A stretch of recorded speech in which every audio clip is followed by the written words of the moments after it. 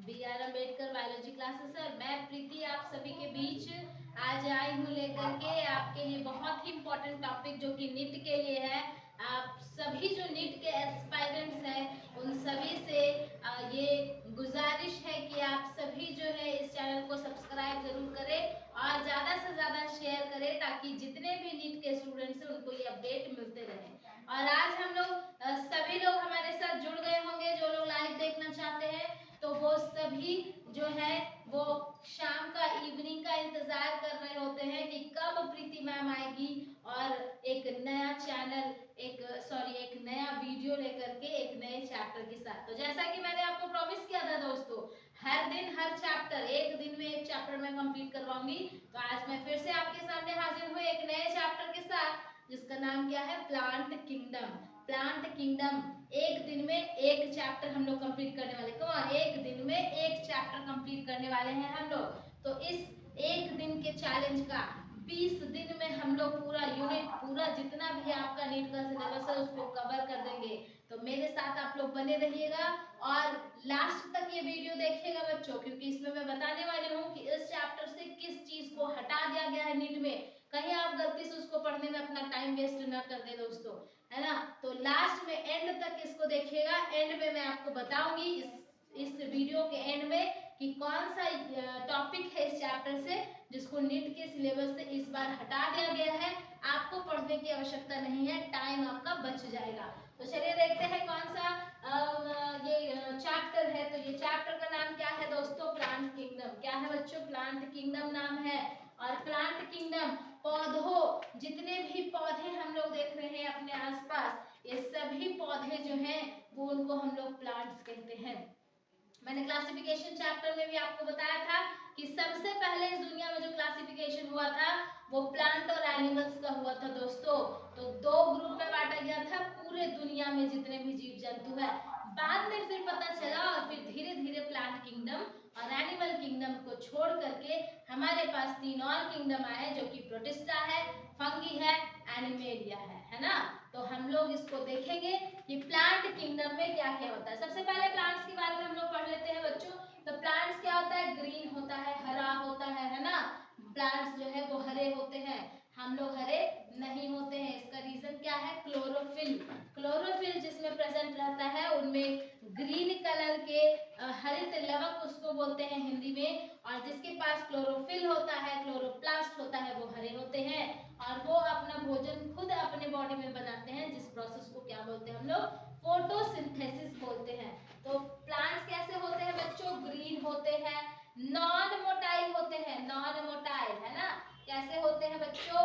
Non motile होते हैं, मतलब वो मूव नहीं कर सकते हैं, मूव नहीं कर सकते हैं, लोकोमोशन नहीं करेंगे। प्लांट्स क्या करेंगे? मूवमेंट करेंगे।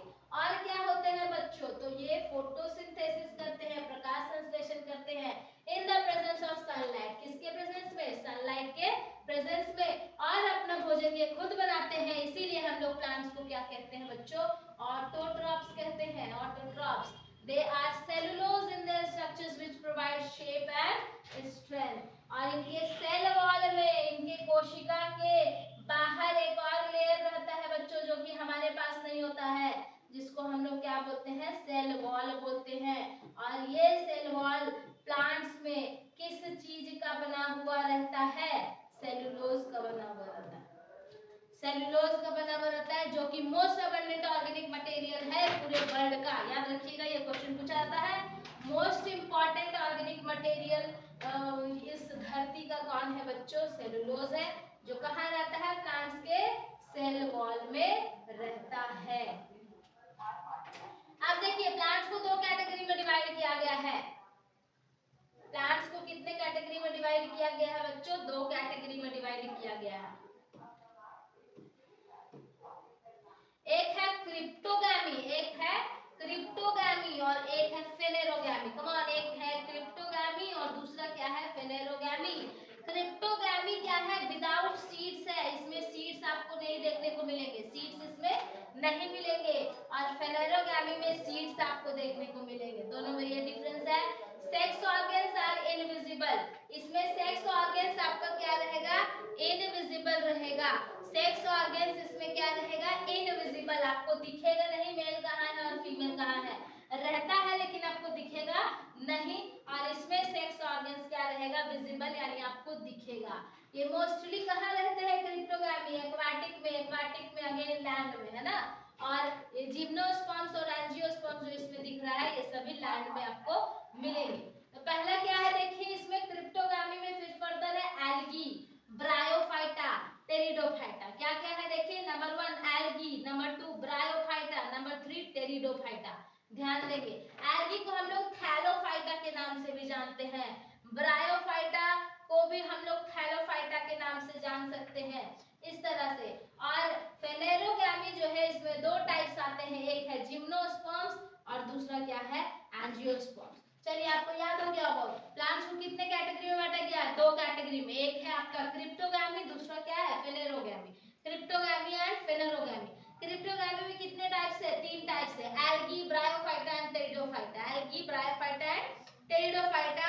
आपको फिर फेनेरोगामी में कितना टाइप्स है बच्चों, तो दो टाइप्स है, जिम्नोस्पर्म्स एंड एंजियोस्पर्म्स। क्लियर हो गया बात। अब आगे देखते हैं हम लोग एल्गी के बारे में अलग से पढ़ेंगे, ब्रायोफाइटा अलग से। आपको इस पूरे प्लांट किंगडम में क्या नहीं पढ़ना है, इस बार के नीट के सिलेबस में क्या नहीं पढ़ना है एनसीईआरटी बुक से, ये मैं आपको लास्ट में बताऊंगी, इसलिए लास्ट तक वीडियो में बने रहे। अपना टाइम वेस्ट उसको पढ़ के आप मत कीजिएगा, तो मैं आपको बताऊंगी कि क्या आपको नहीं पढ़ना है। चलिए पहले देख लेते हैं हम लोग, यहाँ पे थोड़ा सा मैं ओवरव्यू दे देती हूँ। एल्गी जो है वो पानी में रहता है बच्चों, एक्वाटिक होता है ना। ब्रायोफाइटा भी पानी में रहता है और टेरिडोफाइटा कहाँ रहता है, लैंड में रहता है, ठीक है। एल्गी भी फोटोसिंथेसिस करता है, ब्रायोफाइटा भी फोटोसिंथेसिस करता है और टेरिडोफाइटा भी फोटोसिंथेसिस करता है। एल्गी के पास कुछ भी प्रेजेंट नहीं होता है, कोई लीफ नहीं, कोई स्टेम नहीं, कुछ भी प्रेजेंट नहीं रहता है।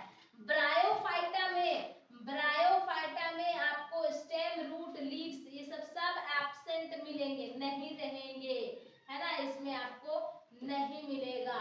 टेरिडोफाइटा से स्टार्ट होता है रूट बनना, स्टेम बनना, लीव्स बनना, है ना। तो रूट, स्टेम, लीव्स ये सब आपको कहाँ मिलेंगे, टेरिडोफाइटा में मिलेंगे, यहाँ से मिलना शुरू होंगे। ब्रायोफाइटा को बोला जाता है बच्चों एम्फीबियंस ऑफ प्लांट किंगडम, आप लोग लिख सकते हैं एम्फीबियंस ऑफ प्लांट किंगडम बोला जाता है। और टेरिडोफाइटा को बोला जाता है reptiles of plant kingdom, reptiles of plant kingdom कहा जाता है। ये सब नोट डाउन आप कर लेंगे।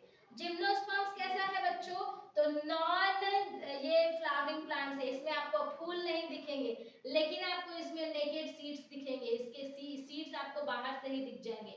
वुडी प्लांट्स, जितने भी लकड़ी वाले पौधे होते हैं, लकड़ी वाले पेड़ होते हैं, है ना, जिसका हम लोग लकड़ी इस्तेमाल करते हैं, बेंच बनाते हैं, डेस्क बनाते हैं, पलंग बनाते हैं, सोफा बनाते हैं ना, जिसपे आप लोग सभी अभी आराम फरमा रहे होंगे, है ना। बहुत बच्चे पलंग में एकदम लेट के बहुत आराम से देख रहे होंगे, तो वो पलंग आपका कहाँ से बना है बच्चों, जिम्नोस्पर्म से बना है ना। और एंजियोस्पर्म सबसे एडवांस प्लांट्स है अभी का, जिसमें आपको सीड भी मिलेगा, फ्रूट भी मिलेगा, फ्लावर्स भी मिलेगा, सभी चीज आपको इसमें देखने को मिल जाएगा। और इसको दो भागों में बांटा गया है, मोनोकोटिलेडन्स एंड डाइकोटिलेडन्स। एक बीज एक कोटिलेडन वाला, जैसे गेहूं आपका हो गया, मकई हो गया, ये सभी मोनोकोटिलेडन्स है। और डबल बीज वाले को हम लोग क्या बोलेंगे, डाइकोटिलेडन्स। चलिए एक एक करके हम लोग देख लेते हैं। सबसे पहले एल्गी देखेंगे।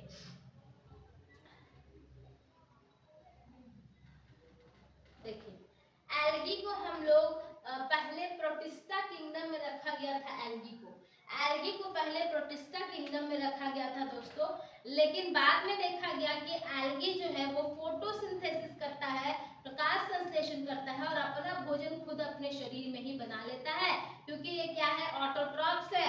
तो फिर इसका एक अलग से कैटेगरी डिवाइड कर दिया गया और इसको प्लांट किंगडम में रखा गया। क्या होते हैं ये देखिए, यूकैरियोटिक होते हैं, ऑटोट्रॉपिक होते हैं, नॉन वस्कुलर थैलाफाइट्स होते हैं। वस्कुलर बंडल किसको कहते हैं बच्चों, तो दो तरह का टिश्यू रहता है, xylem and phloem. Xylem and phloem, ये दोनों जाइलम एंड फ्लोएम को वस्कुलर बंडल्स कहते हैं, जो इसके पास प्रेजेंट नहीं होता है। अब समझिए क्यों नहीं होता है। एल्गी जो है वो छोटा छोटा है ना, ना तो उसके पास स्टेम है, ना तो उसके पास रूट्स है। और बहुत बड़े धीरे धीरे जब पौधे बड़े होते चले गए तब ये जाइलम और फ्लोएम नाम का टिश्यू आया। क्यों? जाइलम और फ्लोएम जो है वो कंडक्टिंग टिश्यूज होता है। आप लोग लिख लीजिएगा कॉपी में, मैं जो समझा रही हूँ, इससे भी आपका सवाल आ सकता है। तो जाइलम और फ्लोएम क्या होता है? कंडक्टिंग टिश्यूज होता है, जो कि जाइलम क्या करता है? वाटर कंडक्ट करता है। फ्लोएम क्या करता है? आपका फूड कंडक्ट करता है। मतलब जाइलम एक ऐसा टिश्यू है जो धरती से जड़ों के थ्रू क्या करता है? पानी को पूरे पार्ट्स ऑफ द बॉडी में पहुंचाता है, क्योंकि पेड़ अगर बड़ा रहेगा तो डायरेक्टली नीचे उसका पहुंच नहीं रहता है, तो जाइलम के थ्रू वो ऊपर तक पानी पहुंचाता है। और खाना कहाँ बनता है दोस्तों? पत्तों में बनता है। तो उस पत्तों से लेकर के सारे खाने को पूरे बॉडी में पहुंचाता है फ्लोएम। तो ये कहाँ जरूरत पड़ी? जैसे जैसे पौधे बड़े होते चले गए। एल्गी तो बड़ा होता नहीं। एल्गी मतलब क्या हो गया दोस्तों? काय हो गया। आप लोगों ने देखा होगा बरसात के जमाने में जब आप फिसल करके गिर जाते हो, है ना, कभी कोई फिसले हो गया आपके आसपास पड़ोसी लोग, है ना, तो जब आप फिसल करके गिर जाते हो दीवारों में, जब ग्रीन ग्रीन जो दिखता है आपको काय के जैसा, एकदम कुआं के पास बहुत ज्यादा आपको दिखता होगा। आप लोग के घरों में, पुराने घरों में कुआं वगैरह होगा तो आप देखे होंगे वहां पर काय जम जाता है, वही होता है एल्गी। तो वो बड़ा तो होता नहीं है पेड़ के जैसा, तो उसमें जाइलम फ्लोएम की जरूरत नहीं पड़ती है। तो इसीलिए ये जाइलम फ्लोएम इसमें नहीं है, तो इसको क्या बोलते हैं हम लोग? Non muscular थैलापाइट्स।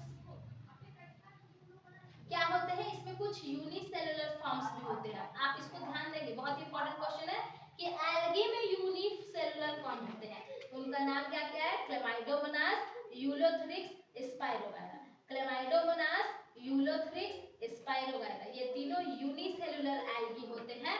और बाकी जो है वो क्या होते हैं? Multicellular. They are ancestors of land plants. इसको ध्यान से देखेंगे, जितने भी पौधे जो आज के डेट में लैंड में आपको दिख रहे हैं उनके पूर्वज कौन है? यही एल्गे है, एंसेस्टर्स है। तो ये सभी ऑब्जेक्टिव क्वेश्चन है। दे रिप्रोड्यूस बाय, ये कैसे रिप्रोड्यूस करते हैं? एल्गी अपने जैसा दूसरा एल्गी कब बनाएगा? तो वो सेक्सुअली भी बना सकता है, एसेक्सुअली भी बना सकता है, और वेजिटेटिवली भी बना सकता है। तो तीनों तरीके से ये बना सकता है। सेक्सुअली बना सकता है दोस्तों, एसेक्सुअली बना सकता है, और कैसे बना सकता है? वेजिटेटिवली भी बना सकता है। अच्छा, एल्गी के पास क्योंकि वो फोटोसिंथेसिस करता है तो क्लोरोफिल प्रेजेंट होगा। तो क्या है इसके पास? क्लोरोफिल है, जो कि इसको ग्रीन कलर देता है। दे लिव इन, कहाँ रहता है एल्गी? तो पत्थरों में भी आपको मिलेगा, सॉइल में भी मिलेगा, लकड़ियों में भी मिलेगा, दीवारों में मिलेगा, कुएं के पास मिलेगा, है ना। देख लीजिए एल्गी हर जगह पर आपको प्रेजेंट रह सकता है, पानी में भी रहता है ये। They make association with fungus called lichens. Very very important question है ना। ये जो नोट्स मैंने बनाया है, ये जो पीडीएफ है बच्चों, ये पूरा एनसीईआरटी बेसिस है। आपको पूरा का पूरा एनसीईआरटी बेसिस सिलेबस मिलेगा, पॉइंट बाय पॉइंट इसमें नोट्स बना हुआ है। आपको कहीं जाने की जरूरत नहीं है, बस आप इतना ही पढ़ लोगे तो आपके लिए ये बहुत ही ज्यादा एडअप हो जाएगा। ध्यान से पढ़ना है बस। They make association with fungus, ये फंगस के साथ मिल करके सिम्बायोटिक रिलेशनशिप बताता है। मैंने पिछले क्लास में आपको बताया था, सिम्बायोटिक रिलेशनशिप एक ऐसा रिलेशनशिप होता है जिसमें दोनों प्राणियों को फायदा होता है, किसी को नुकसान भी नहीं होता है। तो ये सिम्बायोटिक रिलेशनशिप किसके साथ बनाता है? फंगस के साथ। और उसको हम लोग क्या बोलते हैं? लाइकेन बोलते हैं। और लाइकेन को क्या बोलते हैं? कम ऑन, मैंने पिछले क्लास में बताया था। लाइकेन को क्या बोलते हैं? लाइकेन को बोलते हैं पॉल्यूशन इंडिकेटर। जहां पे पॉल्यूशन बहुत कम रहता है वहीं पे ये एसोसिएशन करता है फंगस के साथ। चलिए, अब आगे के रिप्रोडक्शन के बारे में हम लोग थोड़ा सा पढ़ लेते हैं।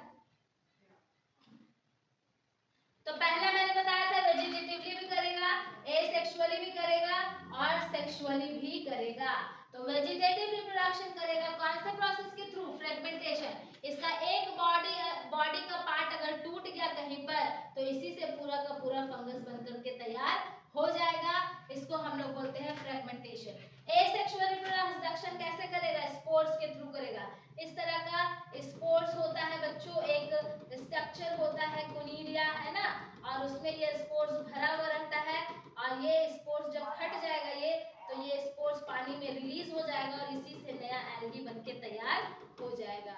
और इसमें क्या है, जू स्पोर्ट्स है जो कि मोटाइल है, यानी ये मेल है ना, मेल है ये, जो कि क्या है बच्चों, मोटाइल होता है, इसी में स्पोर्ट्स भरा हुआ रहता है और ये एक जगह से दूसरे जगह मूव कर सकता है, ये मोटाइल होता है। मोटाइल मतलब एक जगह से दूसरे जगह मूव करने वाला होता है और ये डिप्लॉयड होता है, याद रखिएगा। टोटल नंबर ऑफ क्रोमोसोम इसके पास प्रेजेंट रहता है। नेक्स्ट है सेक्सुअल रिप्रोडक्शन, तो गैमेट्स के द्वारा होगा। सेक्सुअल रिप्रोडक्शन कैसा होगा, गैमेट्स के द्वारा होगा। तो देखिए साइज पे है, अगर सेम साइज का मेल और फीमेल दोनों रहा तो उसको हम लोग आइसोगैमस बोलते हैं। किस में होता है, स्पाइरोगाइरा में। ये सभी बातें आपको ध्यान से समझनी होगी, रटनी होगी। स्पाइरोगाइरा में मेल और फीमेल दोनों का साइज क्या रहेगा बच्चों, सेम रहेगा। टर्म को क्या बोलते हैं, आइसोगैमस। डिसिमिलर, डिसिमिलर अलग अलग साइज रहेगा, एक बड़ा और एक छोटा रहेगा तो उसको एनाइसोगैमस बोलते हैं। किस में होता है ये, क्लेमाइडोमोनास में। तीसरा, non motile female, female move नहीं कर सकती है और मेल मूव कर सकता है, मेल मोटाइल होता है, इसको क्या बोलेंगे, oogamous। किसमें रहता है, वॉल्वॉक्स और फ्यूकस में। ये सभी बातें आप नोट डाउन कर लीजिए।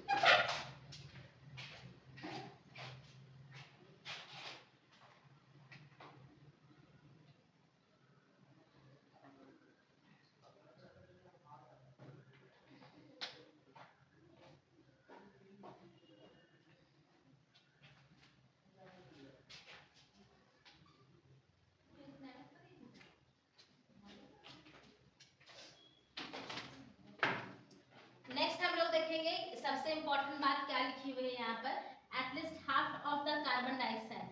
हमारे पृथ्वी में फोटोसिंथेसिस जब होता है बच्चों, तो वो कार्बन डाइऑक्साइड को एक्सेप्ट करके और उसको किस में कन्वर्ट कर देता है, ऑक्सीजन में। ये बहुत ही अच्छा प्रोसेस। हम जितनी भी गंदगी फैला रहे हैं, जितने भी कार्बन डाइऑक्साइड रिलीज कर रहे हैं अपने घरों से, है ना, हम लोग भी कार्बन डाइऑक्साइड रिलीज करते हैं, तो वो सारा कार्बन डाइऑक्साइड पॉल्यूशन में जाके एयर पॉल्यूशन कॉज करता है और उसको साफ करने के लिए कौन है, प्लांट्स है, एल्गी है। जितने भी जीव जंतु फोटोसिंथेसिस करते हैं वो सभी उस कार्बन डाइऑक्साइड को साफ करके ऑक्सीजन में कन्वर्ट कर देते हैं। तो इसी प्रोसेस को हम लोग फोटोसिंथेसिस कहते हैं, है ना, जो कि एक बहुत ही अच्छा प्रोसेस है। इसीलिए हम कहा जाता है कि पेड़ को लगाइए, काटिए मत, है ना। तो यहाँ पर क्या लिखा हुआ है, half of the carbon dioxide fixed on earth is carry out by algae. अब जाहिर सी बात है कि एल्गी यूनिसेलुलर भी है और मल्टी सेलुलर भी है, तो प्लांट से ज्यादा संख्या में कौन होगा, एल्गी होगा। तो इसीलिए आधा से ज्यादा कार्बन डाइऑक्साइड जो इस पृथ्वी में फोटोसिंथेसिस के द्वारा कन्वर्ट होता है ऑक्सीजन में, वो एल्गी के द्वारा होता है। ये बात आप याद रखिएगा। सभी क्वेश्चंस जो है वो एनसीईआरटी के हैं, ध्यान से आप लोग पढ़ेंगे। नेक्स्ट देखिए, एल्गी को 3 टाइप्स में बांटा गया है दोस्तों, क्लोरोफाइसी, फेओफाइसी, रोडोफाइसी। क्लोरो मतलब ग्रीन, ग्रीन एल्गी होता है ये।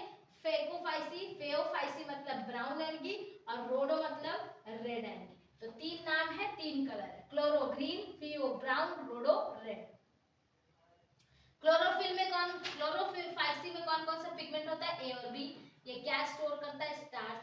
किसमें रहता है ये आपको याद रखना है, स्पाइरोगाइरा में, वॉल्वॉक्स में, यूलोथ्रिक्स में, क्लेमाइडोमोनास में, कारा में। ठीक है।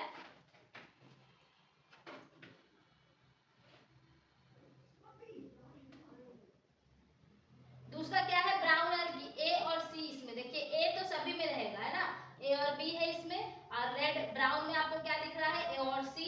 और इसमें कैरोटीनॉइड्स और ज़ैंथोफिल, दो अलग से एसेसरी पिगमेंट्स भी प्रेजेंट होते हैं। कैरोटीनॉइड्स कैरोट में भी प्रेजेंट होता है दोस्तों, लिख लेना आप लोग। और ज़ैंथोफिल जो है वो ऑरेंज कलर का पिगमेंट होता है, जो कि इस ब्राउन एल्गी में प्रेजेंट रहता है। कौन कौन सा एग्जाम्पल है, Sargassum, Fucus, Ectocarpus. Sargassum, Fucus and Ectocarpus आपको याद रखना होगा। आप इसको ट्रिक बना करके याद कर सकते हैं। जैसे देख लीजिए, ये हो गया, मैं एक बता दे रही हूँ, SVUCC, है ना, ये हो गया आपका ग्रीन एल्गी का। तो आप ऐसे याद कर सकते हैं, इसको कोई वर्ड बना लीजिए, है ना। क्या वर्ड बन सकता है, देख लीजिए, कब्स, CUBS, है ना, सी 2 बार है, आपको याद रखना होगा। तो कब्स या क्यूब्स बोल सकते हैं उसको, है ना। तो इस तरह से आप अपना ट्रिक बना करके याद रख सकते हैं। हो गया मान लीजिए FES फिश, है ना, इस तरह से आप याद कर सकते हैं।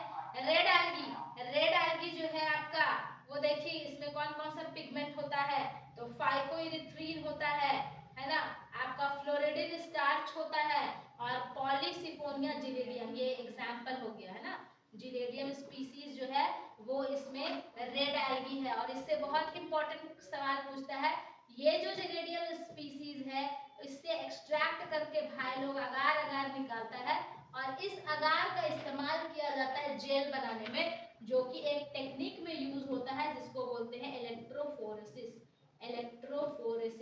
इलेक्ट्रोफोरेसिस मेथड में इसको यूज किया जाता है जेल बनाने के लिए। आज के डेट में जो हम लोग जेल केक वगैरह देखते हैं उसमें भी अगार का इस्तेमाल किया जाता है हमारे किचन्स में, ठीक है, जो कहाँ से आया है, पॉलीसिफोनिया जिलेडियम से आया है, जो कि क्या है, रेड एल्गी है। तो ये सभी बातें आप आराम से नोट डाउन करके पढ़ लेंगे। Economic importance of algae, algae का क्या इंपॉर्टेंस है, तो 50% कार्बन डाइऑक्साइड को फिक्स करता है, ये मैंने बता दिया। अगार अगार का प्रोडक्शन करता है फ्रॉम जिलेडियम स्पीसीज और नाइट्रोजन फिक्सेशन में भी हेल्प करता है। नेक्स्ट आ जाते हैं ब्रायोफाइटा। तो ब्रायोफाइटा जो है वो सेक्सुअली भी रिप्रोड्यूस करता है और एसेक्सुअली भी रिप्रोड्यूस करता है, ये वेजिटेटिवली नहीं करता है। और वो क्या कर रहा था कि वेजिटेटिवली भी रिप्रोड्यूस कर रहा था by the process of fragmentation, याद रखिएगा।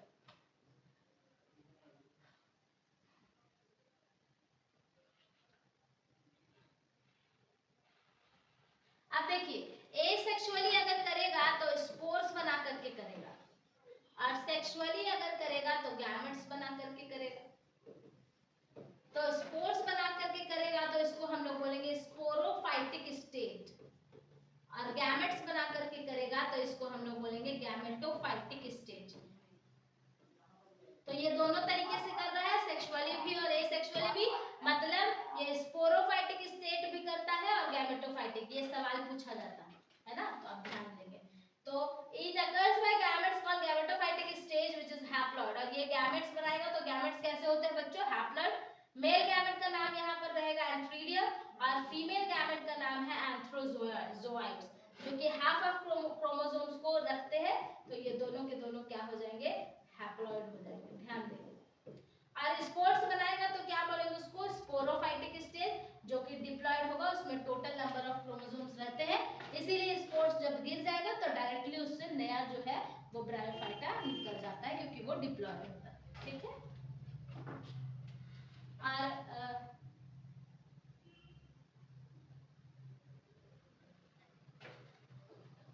नेक्स्ट हम लोग देख रहे हैं इकोनॉमिक इंपॉर्टेंस ऑफ ब्रायोफाइट्स। तो ब्रायोफाइट्स को फूड सोर्स की तरह यूज कर रहे हैं। सॉइल इरोजन, जहां पे ब्रायोफाइट्स रहेंगे, एल्गी से थोड़ा सा बड़ा हो गया ब्रायोफाइट्स, थोड़ा सा बड़ा हो गया, तो उसमें जो है लीफ वगैरह अभी नहीं आया है, थोड़े थोड़े एक उंगली जितना बड़ा पौधा जो होता है उसको हम लोग ब्रायोफाइट्स कहते हैं। तो वो जब मिट्टी को पकड़ करके रखता है तो मिट्टी को बहने नहीं देता, तो सॉइल इरोजन को वो प्रिवेंट करता है। और इसका एक एग्जांपल है स्पैगनम, जो कि फ्यूल की तरह इस्तेमाल होता है, पैकेजिंग मटेरियल की तरह यूज होता है, क्योंकि ये बहुत देर तक मॉइस्चर को लॉक करके रखता है। नेक्स्ट है टेरिडोफाइटा। टेरिडोफाइटा में हम लोग देखेंगे, टेरिडोफाइटा को मैंने पहले भी बता दिया था कि टेरिडोफाइटा को बोलते हैं रेप्टाइल्स ऑफ प्लांट किंगडम। इनमें यहाँ से आपको पूछा जाएगा तो यहाँ से वस्कुलर बंडल्स बनना शुरू हुए, जाइलम और फाइलम, जाइलम और फ्लोएम कहाँ से शुरू हुआ, कहाँ से आना शुरू हुआ, तो टेरिडोफाइटा से। ट्रू स्टेम, ट्रू रूट्स, इस तरह की चीजें कहाँ से देखने को मिली, तो टेरिडोफाइटा से देखने को मिली। ये सभी बातें आप याद रखेंगे। और टेरिडोफाइटा का जो आपका दिखेगा लीव्स जो है उनको हम लोग कोरी बोलते हैं, कोरी, है ना, तो ये सभी बातें आप ध्यान देंगे। नेक्स्ट हम लोग जाते हैं आगे, these are called as vascular cryptogams. ये क्रिप्टोगैमी में आता है, तो इनको हम लोग वस्कुलर क्रिप्टोगैम्स बोल रहे थे क्योंकि यहाँ से जाइलम फ्लोएम बनना शुरू हो गया। और इसको क्या बोलते हैं, तो सीडलेस वस्कुलर प्लांट्स भी बोलते हैं। इसमें सीड वगैरह आपको नहीं दिखेगा, है ना, फ्रूट वगैरह नहीं दिखेगा, फ्लावर्स नहीं होगा। दे प्रोड्यूस स्पोर्स, ये क्या प्रोड्यूस करते हैं, स्पोर्स। तो स्पोर्स प्रोड्यूस करेंगे तो कैसा डिवीजन हो गया, एसेक्सुअली हो गया, और कैसा साइकिल हो गया, स्पोरोफाइटिक हो गया, स्पोरोफाइटिक हो गया, है ना। ये सभी बातें ध्यान देंगे। The main plant in pteridophyte is a sporophyte, बता दिया, जो कि डिप्लॉयड होता है 2n, which is differentiated into leaf, stem and roots। अब यहाँ पर लीफ, स्टेम और रूट्स आपको देखने को मिलेंगे। और यहाँ पर जो लीफ है इसका नाम है सोरी। क्या बोलते हैं इसको हम लोग? सोरी बोलते हैं, सोरी या कोरी, है ना, दोनों चीज। तो सोरी इसको हम लोग कहते हैं। They also have gametophytic stage having antheridia and archegonia। देखिए, अब मैंने बताया स्पोरोफाइटिक स्टेज होता है जो एसेक्सुअल रिप्रोडक्शन करेगा, जिसमें ये स्पोर्स बनाएगा और गैमेट्स भी बनाएगा, जिसको हम लोग क्या बोलेंगे? गैमेटोफाइटिक। तो मेल का नाम यहाँ पर क्या रहेगा? एंथ्रीडिया, और फीमेल का नाम क्या रहेगा? आर्कीगोनिया। जब दोनों फ्यूज कर जाएगा तो क्या बनाएगा बच्चों? जायगोट बनाएगा, और जायगोट से फिर डेवलप होके, डिवाइड होके पूरा का पूरा टेरिडोफाइटा बनके तैयार हो जाएगा। टाइप्स ऑफ टेरिडोफाइटा में आते हैं, तो ये 4 टाइप्स का बहुत इंपॉर्टेंट नहीं है आपके लिए, आपको बस इसका एग्जांपल याद रखना है, क्योंकि एनसीईआरटी में इसका टाइप्स नहीं दिया हुआ है। आप देख लेंगे एक बार, इक्विसिटम एग्जांपल दिया हुआ है एनसीईआरटी में, है ना, सेलेजिनिया दिया हुआ, तो एग्जांपल्स आपको याद रखना है। आप लिख लेंगे देख करके, यहाँ से देखिए, स्क्रीनशॉट ले लीजिए। नेक्स्ट मैं यहाँ पर दिखा रही हूँ आपको, देखिए सेलेजीनिया का पौधा, ये सब एनसीईआरटी बुक का है। तो ये देखिए यहाँ से जो निकला हुआ है ये रूट्स है, और ये आपका स्टेम है। ये राइजो, ये एंथ्रोफाइटा का है एक डायग्राम, देखिए ये है स्टॉर्बिलस, स्टॉर्बिलस है, और यहीं पर स्पोर्स भरा हुआ रहता है। तो ये हो गया आपका स्पोरोफाइटिक स्टेज, है ना। ये एक को हम लोग नोड बोलते हैं, और 2 नोड के बीच के पार्ट को हम लोग इंटरनोड बोलते हैं, और ये हो गया ब्रांचेस। ये जो ऐसा निकला हुआ है इसको हम लोग जड़ बोलते हैं, और जड़ को यहाँ पर राइजोम कहा जाता है। Economic importance of pteridophyta, food source की तरह, मेडिसिनल यूज में, पॉलिश करने के लिए इसका यूज होता है, ऑर्नामेंट्स, है ना, ऑर्नामेंट्स क्या होता है? ज्वेलरीज वगैरह बनाने में मदद होता है ये। प्रिवेंट सॉइल इरोजन, जमीन को पकड़ के रखता है, सॉइल को बहने नहीं देता है, नाइट्रोजन को भी ये फिक्स कर सकता है। अब ये हो गया क्रिप्टोगामी खत्म, अब हम लोग फेनोलोगामी की ओर बढ़ रहे हैं। तो फेनोलोगामी में जिम्नोस्पर्म्स था और एंजियोस्पर्म्स था बच्चों। तो मैं आप लोगों को बता देना चाहती हूँ कि एंजियोस्पर्म्स जो है उसका लाइफ साइकिल आपको नहीं पढ़ना है, इस बार उसको हटा दिया गया है आपके नीट के सिलेबस से, और उसके बाद जो जेनरेशन के अल्टरेशंस थे वो भी आपको नहीं पढ़ना है। तो आप लोगों को मैंने बता दिया कि ये दोनों टॉपिक आपको नहीं पढ़ना है, इसलिए आप प्रेशराइज होकर के उसको पढ़ने में टाइम वेस्ट अपना मत करिए। चलिए मैं जो बता रही हूँ उस पर ध्यान दीजिए। अब जिम्नोस्पर्म्स हमारा लास्ट टॉपिक है, ध्यान से देखिएगा। जिम्नोस्पर्म्स वैसे प्लांट्स है जिसमें सीड आपको दिखेगा, नेकेड सीड्स, है ना, लेकिन इसमें फ्लावर्स आपको नहीं दिखेंगे। तो जिम्नोस्पर्म्स को हम लोग क्या बोलते हैं? नॉन फ्लावरिंग प्लांट्स बोलते हैं, नॉन फ्लावरिंग प्लांट्स बोलते हैं। और इनको हम लोग वुडी प्लांट्स भी बोलते हैं, वुडी प्लांट्स भी बोलते हैं। Woody plants having ovules enclosed bye ovary, है ना, ओव्यूल्स भी इसमें प्रेजेंट होता है, ओवरी भी रहता है, सारा कुछ रहता है, सीड्स भी बनेगा, बस फ्लावर आपको इसमें नहीं दिखेगा, फ्रूट आपको इसमें नहीं दिखेगा। Gymnosperms are medium size tree और टॉल ट्रीज, ये मीडियम साइज का भी हो सकता है और बहुत बड़ा ट्री भी हो सकता है इसका।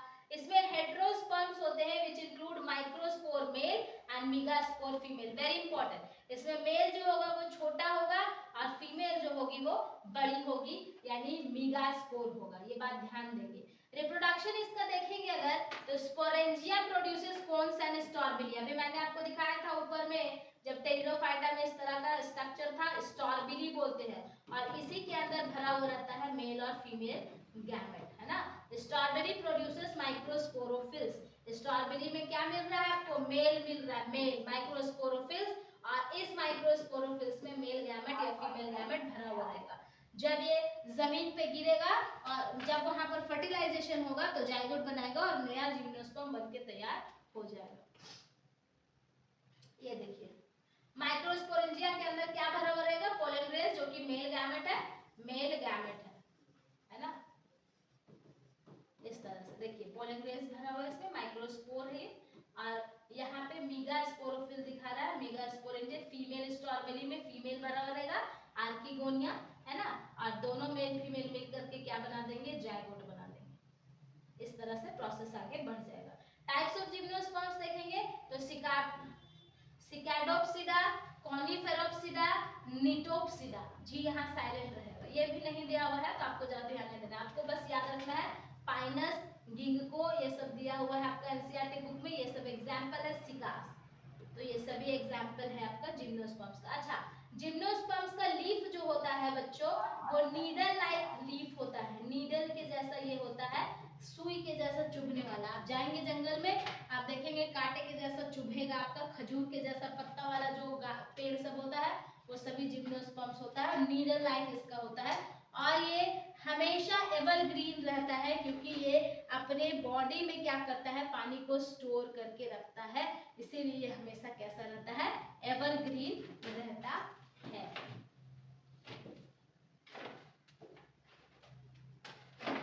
देखिए यहाँ पर एक इंपॉर्टेंट पॉइंट है, गिंगको।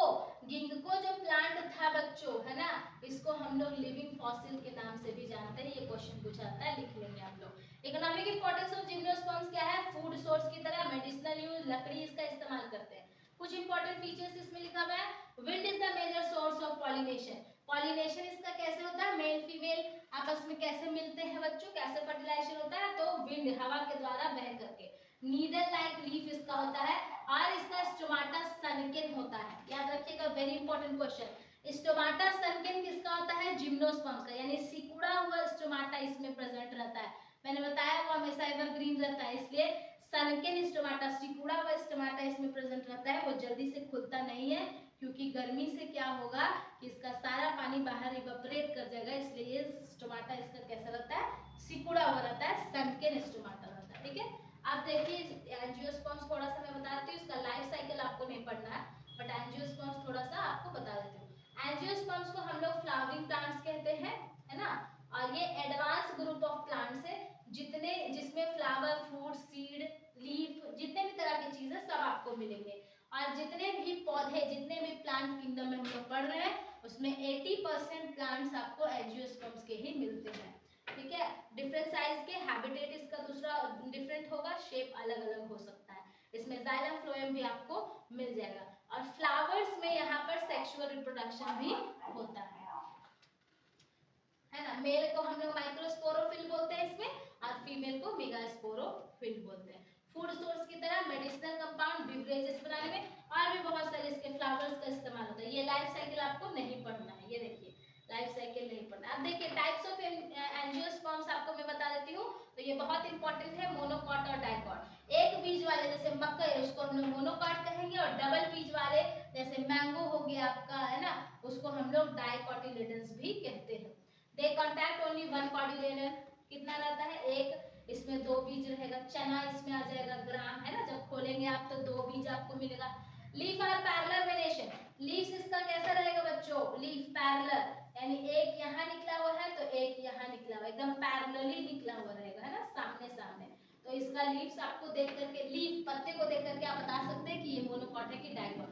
और इसका कैसा रहेगा बच्चों, रेटिकुलेट, यानी एक यहाँ है तो दूसरा थोड़े दूर में है, फिर तीसरा थोड़े दूर में है, तो इस तरह से रेटिकुलेट वेनेशन होगा। इट हैज फाइब्रस रूट, इसके रूट्स कैसे होंगे बच्चों, गुच्छे के जैसा रूट। जब आप मकई का पौधा नीचे जमीन से उखाड़ देंगे तो आपको इस तरह का गुच्छे जैसा रूट्स आपको दिखाई देगा, लेकिन इसमें कैसा रूट रहता है, टैप रूट। टैप रूट मतलब एक लंबा सा जड़ और उसमें छोटे छोटे हेयर्स निकले हुए, ये बात आप जान लीजिए। ग्राउंड टिश्यू इसमें रहता है, और इसमें दे हैव मेनी टिश्यूज, इसमें ग्राउंड टिश्यू के सिवा और भी बहुत सारे टिश्यूज भी प्रेजेंट होते हैं। सेकेंडरी ग्रोथ इसमें नहीं होता। मकई के पौधे में आप देखे होंगे कि एक ही बार मकई लगता है, दोबारा उसमें मकई नहीं लगता, लेकिन आम के पौधे में आप देखेंगे कि बार बार उसमें आम लग सकता है, तो सेकेंडरी ग्रोथ इसमें होता है, इसमें नहीं होता। तो ये था आपका ओवरव्यू। कुछ बातें जो आपकी छूट गई होंगी, एनसीईआरटी बुक आप कवर किए होंगे तो आपको उससे समझ में आ गया होगा, लेकिन लगभग आपको 95% जो है मैंने एनसीईआरटी से सारे क्वेश्चंस को कवर कर दिया है इसमें। तो आप लोग इस वीडियो को ध्यान से देखेंगे और जो मैंने बताया है उसको ध्यान से पढ़ेंगे तो आपका पूरा का पूरा सिलेबस जो है वो कवर हो जाएगा। थैंक यू वेरी मच हमारे साथ बने रहने के लिए। और अगर आप चाहते हैं कि नीट का साथ साथ में मैं मॉक टेस्ट भी दूं तो लिंक मैं दे दूंगी डिस्क्रिप्शन बॉक्स में, वहां पर जाके क्लिक करेंगे और वहां से आप मॉक टेस्ट मेरे ऐप से जाकर के दे सकते हैं। थैंक यू वेरी मच, बने रहिए मेरे चैनल के साथ, that is B R Ambedkar biology classes.